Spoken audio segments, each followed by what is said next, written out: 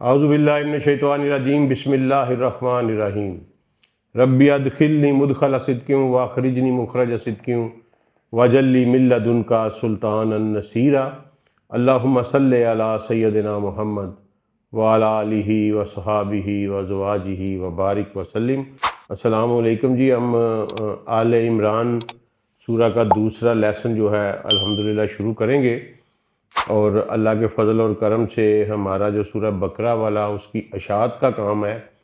وہ بھی چل رہا ہے، اور وہ بھی جلد ہی پایہ تکمیل کو پہنچ جائے گا۔ تو 9 آیات ہم نے پڑھ لی تھیں، آج 10ویں آیت سے اعوذ باللہ من الشیطان الرجیم بسم اللہ الرحمن الرحیم ان الذین کافروا لن تغنی عنہم اموالہم ولا اولادہم من اللہ شیئا واولئک ھم وقود النار۔ بے شک وہ لوگ جنہوں نے انکار کیا اللہ تعالیٰ کا، اللہ کہہ رہے ہیں میرا انکار کیا، ان کے مال اور ان کی اولادیں کسی صورت بھی ان کے کام نہیں آئیں گی۔ لن تغنیا، ان کو کفایت نہیں کریں گی، جتنا مرضی مال اکٹھا کر لیں، جتنی مرضی اولاد والے ہو جائیں۔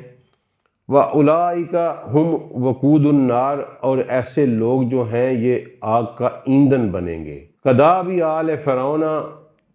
آل فرعون کی طرح، والذین من قبلہم، اور جو لوگ ان سے پہلے آئے ان کی طرح، کذبوا بآیاتنا، انہوں نے ہماری آیات کو جھٹلایا، فأخذہم اللہ بذنوبہم، تو ان کے گناہوں کی وجہ سے، ان کے بد اعمال کی وجہ سے ہم نے ان کو پکڑ لیا۔ واللہ شدید العقاب، اور اللہ کی پکڑ بہت سخت ہے۔ ان آیات میں دیکھیے کہ جو ہے نا جی، اللہ تعالیٰ پر ایمان لے کے آنا، اللہ کی کتابوں پر ایمان لے کے آنا، اللہ کے رسولوں پر ایمان لے کے آنا، یعنی کہ وہ سارا سسٹم جو اس کائنات کو چلانے کے لیے اللہ تعالیٰ نے بچھایا ہے، انکلوڈنگ ملائکہ، کتابیں، انبیاء، رسل، اللہ کی نشانیاں، سارا کچھ، تو ان ساری چیزوں پہ ایمان لانے کا مطلب یہ ہے کہ ان ساری چیزوں کا جو تصرف انسان کو دیا گیا ہے وہ اس کو اس طرح صرف کرے کہ وہ اللہ تعالیٰ کی گائیڈنس کے ذریعے سے ہو، کہ جس طرح اللہ کسی چیز کے تصرف سے منع نہیں کرتا۔ اللہ ان لوگوں کے اموال اور ان لوگوں کی اولادوں کو کہہ رہا ہے کہ جو ان کے کام نہیں آئیں گی، جو اللہ کو جھٹلاتے ہیں، جو اللہ کو مانتے ہیں، ان کی اولادیں بھی ان کے کام آئیں گی، ان کے مال بھی ان کے کام آئیں گے۔ اگر انسان اپنی زندگی اس سفیر میں رکھ کے جو ہے وہ بسر کرتا ہے جو اللہ تعالیٰ نے اس کے لیے بنایا ہے، اللہ کی جو خواہش ہے، جو کہ تم ایکچول جو کچھ اس زمین میں ہے، اللہ نے کہا یہ میں نے تمہارے لیے پیدا کیا ہے۔ انسانوں کو کہا کہ یہ میں نے تمہارے لیے پیدا کیا ہے۔ انسان کو اس پلینٹ کا، اس کرۂ زمین کا با اختیار حکمران بنایا، لیکن اس کے ساتھ ایک یہ شرط لگائی کہ تم ان تمام چیزوں کو، اس دنیا میں جتنے خزانے، ہوائیں، چرند پرند، جانور، جو کچھ بھی ہے، خزانے جو کچھ بھی ہے، معدنیات ہیں، جو تم اس کو اپنے تصرف میں لے کے آؤ، لیکن اس کے لیے حدود و قیود کا خیال رکھو جو میں نے متعین کی ہیں۔ جو میتھڈالوجی ان کے تصرف کی میں نے بتائی ہے، اس کے اوپر اگر انسان رہے تو وہ پھر اللہ کہتا ہے کہ وہ کامیاب انسان ہے۔ اور جو لوگ چاہے ان کو اقتدار دیا گیا، پرٹیکولرلی یہاں آل فرعون کی مثال اس لیے دی گئی کہ ان کو بہت اسٹرانگ اقتدار اور حکومت اللہ نے اس کرۂ ارض پر دی، 450 سال کی حکومت جو تھی وہ ان کو دی، اور ایسی حکومت دی کہ جس کو کوئی زوال نہیں تھا۔ آگے جا کے ہم پڑھیں گے کہ کس طرح انہوں نے جو ہے وہ صنعتیں قائم کیں، بڑی بڑی عمارتیں قائم کیں، وہ ایک بڑی ایڈوانس سیویلائزیشن تھی۔ انسان ابھی جو موجودہ دور کا انسان ہے وہ تو ان کی ٹیکنالوجیز کو ابھی سمجھ ہی نہیں سکا، مثلا اکثر لوگ یہ سمجھتے ہیں کہ پیرامڈز جو ہیں وہ فرعونیوں نے بنائے. پیرامڈز یقین رکھیے کہ فرعونیوں نے نہیں بنائے. ہم آگے جا کے قرآن میں پڑھیں گے اور یہ ثابت بھی ہو جائے گا، کیونکہ اللہ نے قرآن پاک میں یہ کہہ دیا کہ جب میں نے فرعونیوں کو تباہ و برباد کیا، آل فرعون کو، تو میں نے ان کی بنائی ہوئی کوئی صنعت نہیں چھوڑی، ان کی بنائی ہوئی کوئی عمارت نہیں چھوڑی. یہ اللہ نے قرآن پاک میں واضح طور پہ کہہ دیا ہوا ہے. تو یہاں اللہ نے یہ ذکر کیوں کیا آل فرعون کا، اس کی واحد ریزن یہ ہے کہ اللہ نے کہا کہ میں نے انہیں اقتدار دیا، ان کو مال دیا، ان کو بیٹے دیے، لیکن انہوں نے میری آیات اپنی زندگی کو اس طرح بسر نہ کیا جس طرح میں چاہتا تھا،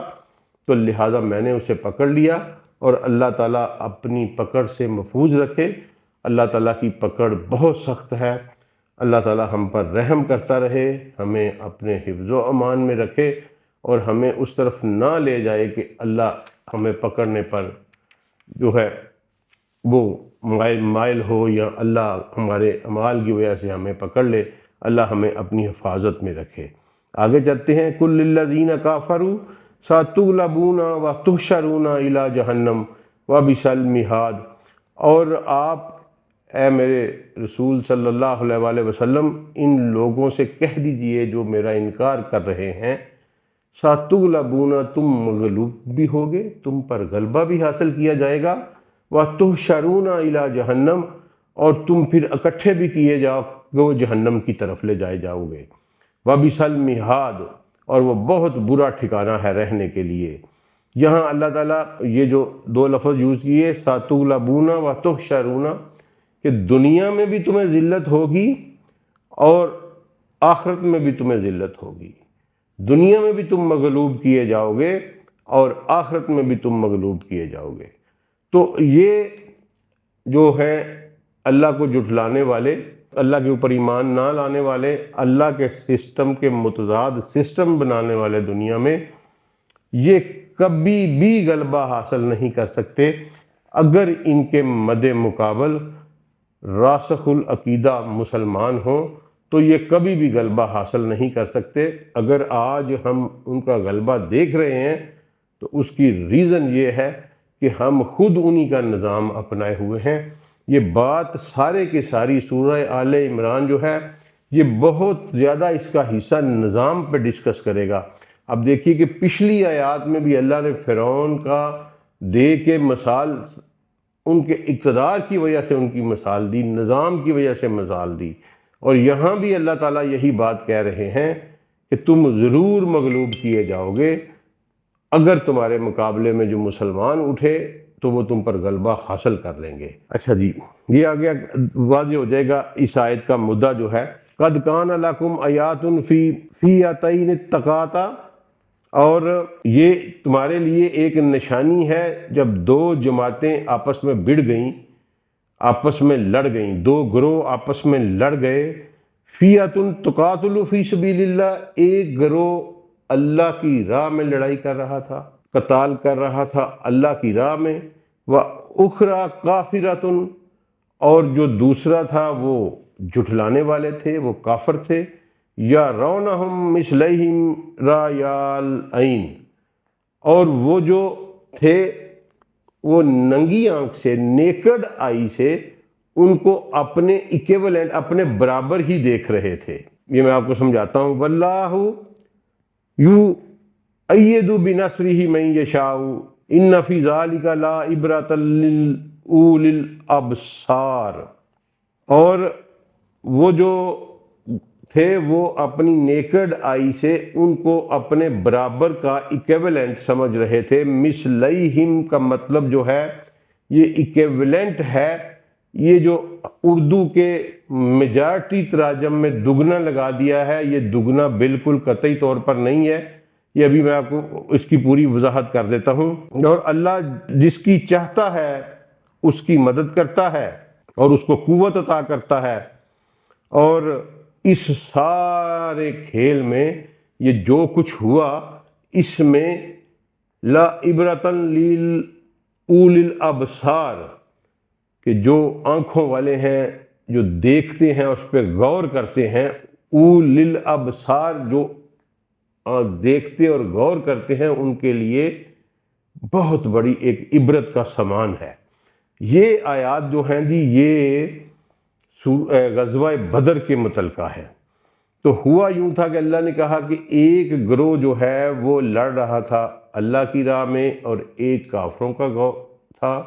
اور وہ یرونہم، اور جو وہ ان کو دیکھ رہے تھے، کون؟ جو اللہ کی راہ میں لڑنے والے تھے، مثلیہم رای العین، اپنی نیکڑ آئی سے انہیں اپنے برابر ہی۔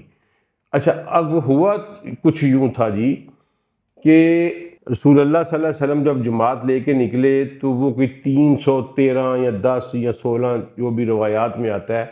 اتنے افراد تھے، اور سامنے سے جو لشکر آیا اس کی صحیح تعداد، جب ایک جاسوس پکڑا گیا ان کا، اور اس کو رسول اللہ صلی اللہ علیہ وآلہ وسلم نے انکوائر کیا اور اس سے پوچھا کہ تم تعداد میں کتنے لوگ آئے ہو، تو اس نے کہا جی بہت آئے ہیں۔ تو سید رسول اللہ صلی اللہ علیہ وسلم نے اس سے پوچھا کہ روز کتنے اونٹ ذبح کرتے ہو کھانے کے لیے؟ تو اس نے کہا کہ ایک دن 9 اونٹ اور ایک دن 10 اونٹ ذبح کرتے ہیں۔ تو سید رسول اللہ صلی اللہ علیہ وسلم نے فرمایا کہ ان کی تعداد 900 اور 1000 ہے، 900 اور 1000 کے درمیان ہے۔ تو یہ تقریباً 1000 کی تعداد تھی ان کی، اور مسلمان جو تھے وہ 313 تھے۔ اب اللہ تعالیٰ یہاں یہ کہہ رہے ہیں کہ جو مومن گروہ تھا جو اللہ کی راہ میں قتال کر رہا تھا، وہ ان کو اپنے ایکویولنٹ ہی سمجھ رہا تھا، اپنے برابر ہی، اس کی آنکھوں سے اس کو وہ اپنے برابر ہی نظر آ رہے تھے۔ ایک اس میں حدیث بھی ہے، جناب عبداللہ بن مسعود رضی اللہ عنہ فرماتے ہیں کہ بدر والے دن ہمیں مشرکین کچھ زیادہ امپریس جیسے نہیں ہماری آنکھوں میں، انہوں نے ہمیں امپریس نہیں کیا۔ تو جب ہم نے ان کو غور سے دیکھا، وہی بات رائے العینی، نیکڈ آئی سے دیکھا، تو ہمیں ایسا لگا کہ ان کی تعداد تو بہت ہی تھوڑی ہے۔ اور میں نے اپنے ساتھ کھڑے بندے سے پوچھا کہ یہ کوئی 70 کے قریب ہوں گے؟ اس نے کہا نہیں، یہ کوئی 100 کے قریب ہوں گے۔ جو ساتھ والے صحابہ تھے انہوں نے کہا کہ نہیں، یہ کوئی 100 کے قریب ہوں گے۔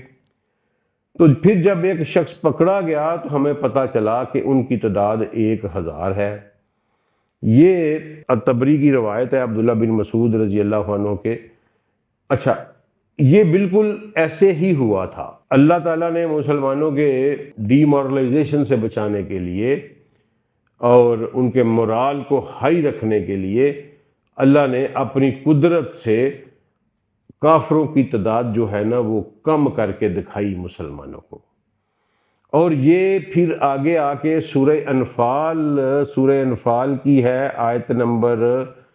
44، اس میں آ کے جو ہے نا یہ کلیئر ہو جاتا ہے، جہاں اللہ تعالیٰ کہتے ہیں اس آیت میں، جب دونوں لشکر آمنے سامنے آ گئے تو اللہ نے انہیں تمہاری نگاہوں میں کم کر کے دکھایا اور تمہیں ان کی نگاہوں میں کم کر کے دکھایا۔ اب یہ جب وہاں پہنچیں گے اس کی میں وضاحت کروں گا کہ یہ اللہ نے کیوں کیا۔ یہ جہاں ان لوگوں نے، میں نے اس کی وضاحت اتنی اس لیے کی ہے کہ جن لوگوں نے یہاں یہ ترجمہ کیا ہے کہ 2 گنا دیکھ رہے تھے،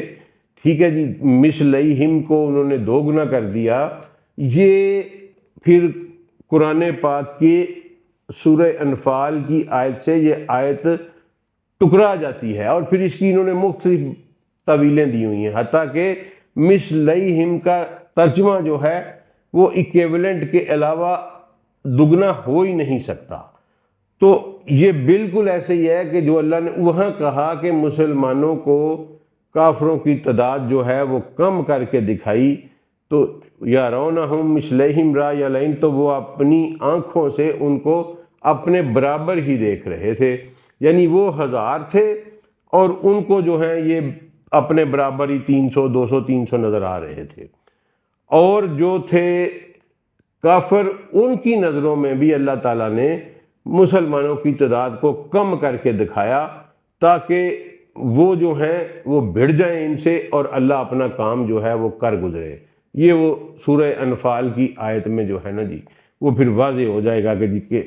اللہ نے یہ کیوں کیا، دونوں کی تعداد کو کم کر کے دکھایا۔ تو یہاں اللہ یہی کہہ رہے ہیں کہ وہ ان کو نیکڈ آئی کہ حتیٰ کہ وہ زیادہ تھے، 1000 کے قریب تھے اور یہ 313 تھے، لیکن یہ نیکڈ آئی سے ان کو اپنے برابر ہی، مثلیہم، اپنے جیسا ہی جو ہے نا جی، وہ اپنے ایکویولنٹ ہی سمجھ رہے تھے۔ اور اللہ جس کی چاہتا ہے پھر اس کی مدد کرتا ہے۔ اور اللہ نے کہا کہ یہ جو واقعہ ہوا بدر والا، جس میں آپ حیران کن حد تک دیکھتے ہیں کہ ایک طرف بالکل قسم پرسی کا عالم ہے، نفری تعداد بھی کم ہے، اس کے علاوہ اسلحہ بھی کوئی نہیں، گھوڑے بھی کوئی نہیں لڑائی کے لیے، اور یہ لشکر جو ہے انٹرینڈ بھی ہے، لڑائی کے لیے نکلا بھی نہیں ہے۔ تو اس کے باوجود جو بڑے بڑے سورما تھے جزیرۃ العرب کے اس وقت کے، وہ سارے کے سارے مارے گئے۔ اور جو ہے اللہ تعالیٰ نے فرمایا کہ یہ جو کچھ ہوا اس میں وہ دیکھنے والی جو آنکھیں ہیں ان کے لیے یہ ایک عبرت کا سامان تھا کہ کس طرح اللہ تعالیٰ نے مدد کی، اور اللہ کی مدد کی وجہ سے یہ چھوٹا سا گروہ جو ہے یہ بڑے گروہ پر اور بڑے بڑے سورماؤں کے اوپر جو ہے وہ غالب آیا۔ یہاں یہ اس لیے اس کا ذکر کیا گیا کہ اللہ تعالیٰ نے پچھلی آیت میں یہ کہا تھا کہ کچھ کام نہیں آئے گا کسی کا بھی، اور نہ کوئی اولاد نہ بیٹے۔ تو اللہ نے اس بدر میں جو بڑے بڑے سردار تھے، جن کے پاس بڑی بڑی دولت تھی، آپ کو میں اکثر بتاتا ہوتا ہوں کہ مکہ کے جو مشرکین کے سردار تھے قریش کے، ان کے پاس بڑی دولت تھی اور وہ بڑے امیر لوگ تھے، کیونکہ وہ اس وقت انٹرنیشنل ٹریڈ روٹ کے اوپر مناپلی انجوائے کر رہے تھے، اس وجہ سے بہت امیر لوگ تھے۔ پھر وہ وہاں چونکہ ٹرائبل سسٹم تھا اور بیٹوں کے اوپر فخر کیا جاتا تھا، تو وہ کثیر الاولاد بھی تھے، تو یہ دو چیزیں ان کے فخر کی علامت تھیں۔ تو اللہ نے پچھلی کہا کہ یہ ان کے جو بیٹے اور مال ہے یہ کام نہیں آئیں گے، اور اگلی آیت میں پھر اللہ نے اس کا پریسیڈنٹ دے دیا کہ یہ دیکھو میں نے بدر میں جو ہے یہ کیا کیا کہ کوئی بھی کچھ بھی ان کے کام نہ آ سکا، اور ایک بہت بڑا سورماؤں کا گروہ جو تمام قسم کے وسائل سے لیس تھا، وہ ایک چھوٹے سے گروہ سے شکست کھا گیا، اور بڑے بڑے سورما جو ہیں وہ مارے گئے۔ تو اللہ نے کہا کہ یہ میری مدد کی وجہ سے ہوگا۔ اچھا جی آگے چلتے ہیں۔ زُيِّنَ لِلنَّاسِ حُبُّ الشَّهَوَاتِ مِنَ النِّسَاءِ وَالْبَنِينَ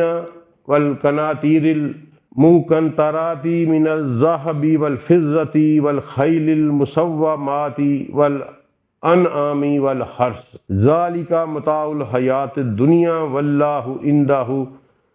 حُسْنُ الْمَآبِ۔ اچھا جی اللہ نے یہاں آگے پھر بیان کیا کہ ہم نے انسانوں کے لیے ان کی جو شہوات کی محبت ہے اس کو انسانوں کے لیے ان کی زینت بنا دیا ہے۔ انسان کی شہوات جو ہیں وہ 4 بیسک جو ہے گرد گھومتی ہے انسان کی زندگی۔ ایک اپوزٹ سیکس، دولت، شہرت اور طاقت، یہ 4 بنیادی جو ہیں، بلکہ کلو جو شہوات ہیں یہ سارے کی ساری جو ہیں اسی کے گرد گھومتی ہیں۔ تو اللہ نے کہا کہ ہم نے انسانوں کی جو شہوات ہیں ان کو، جس میں کیا کیا ہے، جس میں عورتوں کی محبت ہے، بیٹوں کی محبت ہے، اور جمع کیے ہوئے خزانوں کی جو کہ سونے اور چاندی کے ہیں، من الذهب والفضة، سونے اور چاندی کے، اور سدائے ہوئے گھوڑے، ٹھیک ہے جی، ٹرینڈ گھوڑے، اور والانعام، اور وہ مویشی مال ڈنگر جس کو کہتے ہیں، والحرث، اور کھیتیاں، ذالک متاع الحیات الدنیا، یہ سب کچھ اللہ نے کہا اگرچہ میں نے اس کو تمہاری زینت بنا دیا ہے، لیکن یہ سب کچھ جو ہے یہ متاع الحیات الدنیا، یہ دنیا کی حیات کی کا ایک متاع ہے، اس کا سامان ہے۔ واللہ عندہ حسن المآب، اور اللہ کے پاس جو ہے خوبصورت سب سے اچھا ٹھکانہ جو ہے وہ اللہ کے پاس ہی ہے۔ اچھا جی، اب آگے اپنے رسول صلی اللہ علیہ وآلہ وسلم کو حکم دیا جا رہا ہے، کل آؤ نبیکم بخیر من ذالکم، آپ انہیں کہیے کہ آؤ میں تمہیں بتاؤں ان سب چیزوں سے بہتر چیز، للذین اتقوا، وہ لوگ جو میرے قانون کو فالو کریں گے، زندگی میری منشا کے مطابق بسر کریں گے، عند ربہم جنت تجری من تحت الانہار خالدین فیہا وازواج مطہرات ورضوان من اللہ واللہ بصیر بالعباد، کہ اے نبی محترم صلی اللہ علیہ وآلہ وسلم، آپ انہیں کہیے کہ آؤ میں تمہیں اس سے بہتر چیزوں کا بتاؤں۔ وہ لوگ جنہوں نے اللہ کے قانون کو فالو کیا، ان کے لیے اللہ کے پاس خوبصورت باغ ہے جن میں نہریں بہتی ہیں اور پاکیزہ بیویاں ہیں، وہ اس میں ہمیشہ ہمیشہ رہیں گے۔ اور اس سے بھی بڑی ایک بات، جو سب سے بڑی نعمت ہے جو عطا کی جائے گی انہیں، ورضوان من اللہ، وہ اللہ تعالیٰ کی طرف سے اللہ کی رضا ہوگی جو ان کو عطا کی جائے گی، واللہ بصیر بالعباد، اور اللہ اپنے ہر بندے کو دیکھ رہا ہے۔ یہ دیکھیے کہ پہلے اللہ نے ذکر کیا کہ انسان کی جو شہوات ہیں، حب الشہوات، وہ محبت رکھتا ہے ان سے اور وہ غرق ہو جاتا ہے، سارے اصول سارے قانون توڑ بیٹھتا ہے، اپنے اپوزٹ سیکس کے لیے، بیٹوں کی خاطر، خزانے جمع کرنے کے لیے جو سونے اور چاندی کے خزانے ہیں۔ پھر جو لوگ گھوڑوں کے شوقین ہیں، یقین کریں میں نے انہیں سب کچھ لٹاتے دیکھا ہوا ہے، اور پھر قرآن کی جو صداقت پہ یقین آتا ہے۔ پھر اس طرح کچھ لوگ جو ہیں وہ مال ڈنگر کے شوقین ہوتے ہیں اور ان پہ فخر کرتے ہیں، بھیڑ، بکریاں، گائے، لائک وائز کھیتیوں کے اوپر جگیردارانہ سسٹم، بڑی لینڈ ہولڈنگز کے لیے انسان اور ہو الہاکم التکاثر کی کہ وشیس سائیکل میں جو ہے وہ چلتا چلا جاتا ہے۔ اور اللہ نے کہا کہ یہ سب کچھ اگرچہ تم اس سب چیزوں سے محبت کرتے ہو، لیکن کیپ ان مائنڈ کہ یہ تمہاری دائمی زندگی کی گارنٹی نہیں ہے۔ یہ متاع جو ہے، یہ جو تمہارا سامان ہے سارا، یہ صرف اس دنیا کا سامان ہے، لیکن تم اس دنیا میں جو ہو وہ ٹیمپریری ہو۔ پوری انسانیت کا کنسنسس ہے اس کے اوپر کہ ہر انسان نے ایک دن مرنا ہے۔ اس کا مطلب ہے کہ یہ انسان آج تک نہیں سمجھا، اور شاید آخری وقت تک بھی نہ سمجھے کہ یہ اس کا گھر نہیں ہے، یہ اس کا پرماننٹ ٹھکانہ نہیں ہے۔ روزانہ کئی معاملات میں ہم دیکھتے ہیں کوئی لوگ ہماری آنکھوں کے سامنے چلے گئے یہاں سے، پتہ نہیں کتنا کو اثر و رسوخ تھا، کیا کیا بلائیں تھیں وہ، لیکن ان کے جانے کے بعد ایسے لگا کہ وہ کبھی دنیا میں آئے ہی نہیں تھے۔ ٹھیک ہے، ایسا مٹتا ہے انسان اور کچھ نہیں ساتھ لے کے چلا جاتا۔ جو سب کچھ جس کے لیے وہ روند مارتا ہے، جس کے لیے فاؤل پلے کرتا ہے، جس کے لیے وہ اپنے اصول و ضوابط توڑ دیتا ہے، اور سب سے بڑھ کر جس کے لیے وہ اپنے خالق کی ناراضگی مول لے لیتا ہے، وہ سارے کا سارا ادھر رہ جاتا ہے، اور چند دنوں کے بعد دنیا ایسے بھولتی ہے کہ کبھی وہ انسان تھا ہی نہیں، کبھی وہ انسان تھا ہی نہیں اس دنیا میں۔ دوستو، یہ بہت سبق آموز انجام ہے، لیکن اس کے لیے جو یہ سمجھے تو یہ سارا کچھ بیان کر کے اللہ تعالیٰ اپنے محبوب صلی اللہ علیہ وآلہ وسلم کو کہہ رہے ہیں کہ انہیں بتاؤ کہ میں تمہیں اس سے بہتر چیزیں بتاتا ہوں، کہ تم استعمال انہی چیزوں کو کرو گے۔ اللہ کوئی یہ چیزیں چھین نہیں، کیونکہ اللہ نے ایک ہی لفظ یوز کیا، للذی نتقوا، جو میرے قانون کو جو میں نے آپ کو پیچھے بتائی تھی کہ اللہ نے کہا کہ تصرف جو ہے تم نے ان چیزوں کا جو تصرف ہے وہ میری منشا کے مطابق کرنا ہے۔ نہ اللہ سیکس سے منع کرتا ہے، نہ اللہ بیٹوں سے محبت میں منع کرتا ہے، نہ اللہ دولت جمع کرنے سے منع کرتا ہے، نہ اللہ جانور پالنے سے منع کرتا ہے، نہ اللہ کھیتی باڑی کرنے سے منع کرتا ہے۔ اللہ کہتا ہے کہ تم ان چیزوں کو تصرف میں لے کے آؤ، لیکن جو میں نے قوانین دیے ہیں، ایک ہی لفظ یوز کیا للذین اتقوا، بس، کہ جو میرے قوانین پر عمل کرتے ہیں اور ان چیزوں کو اپنے تصرف میں لے کے آتے ہیں، ان کے لیے بہت، دیکھیں کہنے کو یہ ایک بہت ایزی اسائنمنٹ لگتی ہے کہ آپ نے تصرف کرنا ہے ہر چیز کا، اور وہ تصرف جو ہے وہ اللہ کی رضا، مثلا اللہ نے سیکس سے منع نہیں کیا، اللہ نے اس کا ایک کوڈ دے دیا، ایک پیٹرن بنا دیا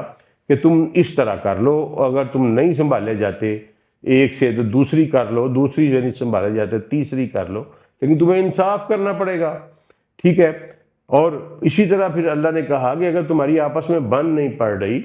اور تمہیں سمجھ لگتی ہے کہ اچھی اپرچونٹی ملتی ہے تو تم آپس میں ایک دوسرے سے علیحدہ ہو کے وہ اپرچونٹی اور اویل کر لو۔ اللہ نے قطعی طور پر انسان کی جو سب سے بڑی شہوت ہے، سب سے بڑی لذت جو ہے وہ سیکس کی ہے، اور اللہ نے اس سے قطعی منع نہیں کیا، اس کو کوڈیفائی کیا، اللہ نے اس کا پیٹرن بنا دیا۔ اسی طرح اللہ نے کہا کہ اپنے بیٹوں کی محبت میں تم سب کچھ ہی توڑتے نہ چلے جاؤ، سب کو فنا نہ کرتے چلے جاؤ،